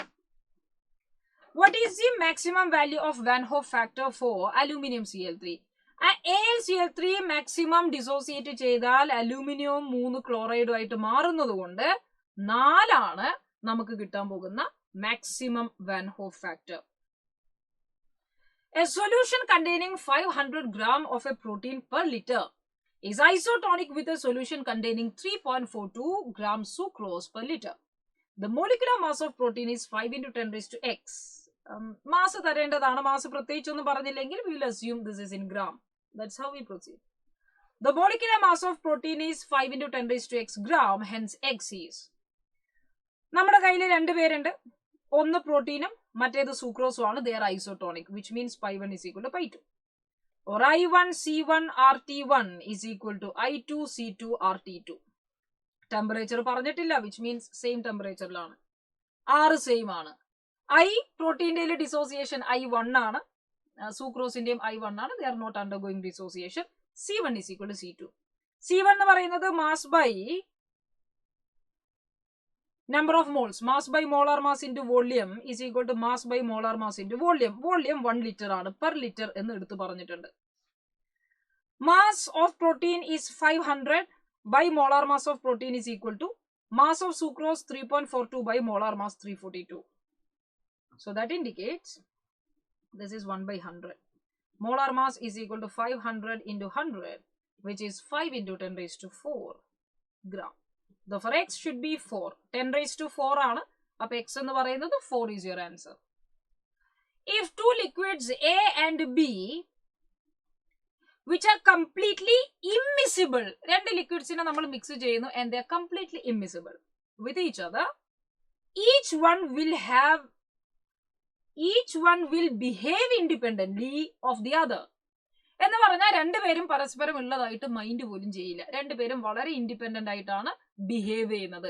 രണ്ടുപേരെയും മിക്സ് ചെയ്തതിന്റെ ഒരു മാറ്റങ്ങളും കാണാനില്ല. അതാണ് ഉദ്ദേശിക്കുന്നത്. അയാളുടെ പ്രസൻസ് ഇയാളെ ഒരു തരത്തിലും മാറ്റം ഉണ്ടാക്കുന്നില്ല. And they are present in a closed vessel. Then what is the total vapor pressure of the system? Total vapor pressure of the system കണ്ടുപിടിക്കാൻ എയുടെയും ബിയുടെയും ആഡ് ചെയ്യണം. നോർമലി റൗൾസ് ലോ പ്രകാരം it is P0A chi A plus P0B chi B ആണ്. അപ്പൊ ഇവിടെ PA plus PB നമ്മൾ ചെയ്യുന്നു. പക്ഷെ ഇത് ചെയ്യുമ്പോഴേ ഇവര് രണ്ടുപേരും തമ്മിൽ ഡിപ്പെൻഡ് ചെയ്യാത്തത് കൊണ്ട് തന്നെ PAയുടെ വാല്യൂ ഷുഡ് ബി 100 ഓൺലി. കാരണം മറ്റൊരാളുടെ പ്രസൻസ് ഇതിനെ ലോവർ ചെയ്യില്ല. ദേ ബിഹേവ് ഇൻഡിപെൻഡന്റ്ലി. പ്ലസ് P0B 200 ആണ്. So total you get 300 Tor. Or this is 3 into 10 raised to 2 Tor. അത് ദേ ബിഹേവ് ഇൻഡിപെൻഡന്റ്ലി എന്ന് പറഞ്ഞതുകൊണ്ട് നമുക്ക് ഡയറക്റ്റ് എടുക്കാം. Therefore, your answer should be 3 here. At 25 degrees Celsius, the vapor pressure of a pure liquid A is 100 torr, while that of pure liquid B is 40 torr. The vapor pressure of a solution containing 20 gram each of A and B. നമ്മുടെ കയ്യിൽ 20 gram Aയും 20 gram B സൊല്യൂഷനും mix ചെയ്തു. അപ്പൊ ഇവരെന്തായാലും miscible ആണ് എന്നുള്ളത് തന്നെയാണ് അത് ഉദ്ദേശിക്കുന്നത്. ഇമ്മിസിബിൾ ആണെന്നോ ഇൻഡിപെൻഡന്റ് ആയിട്ട് ബിഹേവ് ചെയ്യുന്ന ഒന്നും പറഞ്ഞിട്ടില്ല. ഇത് നമ്മുടെ നോർമൽ സൊല്യൂഷൻ ആണ്. റൗൾസ് ലോ ഫോളോ ചെയ്യണം. നോക്കിയേ, what is the number of moles of A? It is mass by molar mass. Mass 20 gram ആണ് ആഡ് ചെയ്തത്. മോളാർ മാസ് 40 ആണ്, which is equal to 1/2 or that is 2/4. Number of moles of B is again mass which is 20 gram by molar mass 80, that is equal to 1/4. അതുകൊണ്ട് mole fraction of A എന്ന് പറയുന്നത് number of moles of A by total ആണ്, which is equal to 2/3. Mole fraction of B is equal to then 1/3. നമ്മൾ ഇത് substitute ചെയ്യുന്നു. P total is equal to P0A chi A plus P0B chi B because they follow Raoult's law. P0A chi A, P0A 100 into chi A 2/3 plus 40 into 1/3. So that is 200 plus 40/3. 240/3 എന്ന് പറയുന്നത് 80. So your answer should be 80. If in a reaction A plus 2B giving 6C plus 2D, if the initial rate minus dA by dt at T is equal to 0 is 2.6 into 10 raised to minus 2 molar per second, then what is the value of minus dB by dt? Okay, our rate of reaction, ഇത് നോക്കാം, initial rate minus dA by dt നമ്മുടെ കയ്യിൽ തന്നിരിക്കുകയാണ്. Equation പ്രകാരം നമുക്കറിയാം R is equal to minus dA by dt is equal to minus 1/2 dB by dt. അതുകൊണ്ട് dB by dt എന്ന് പറയുന്നത് 2 times of minus dA by dt ആണ്. So that is equal to 2 into 2.6 into 10 raised to minus 2, which is 5.2 into 10 raised to minus 2, or it is 52 into 10 raised to minus 3. അതുകൊണ്ട് നമ്മുടെ answer 52 into 10 raised to minus 3 molar second inverse. ഇതായിരിക്കും നമുക്ക് കിട്ടുന്ന answer. Okay, so that's about the discussion and I hope you could write all the answers. ഇവിടെ എപ്പോഴും ശ്രദ്ധിക്കേണ്ട കാര്യങ്ങൾ, ചില ആൾക്കാരുടെ മോളാർ മാസസ്, ചില കോൺസെപ്റ്റുകൾ, ചിലതിലുള്ള വാൻ ഹോ ഫാക്ടർ കണ്ടിരിക്കുന്നത്. നേരത്തെ ടി ഹാഫ് ചെയ്തതുപോലെ 5A ഗിവിംഗ് പ്രോഡക്റ്റ് ആണെങ്കിൽ ടി ഹാഫിന്റെ എക്സ്പ്രഷനിൽ വരുന്ന മാറ്റങ്ങൾ, ഇതൊക്കെ ഫോക്കസ് ചെയ്യാം. Thank you everyone.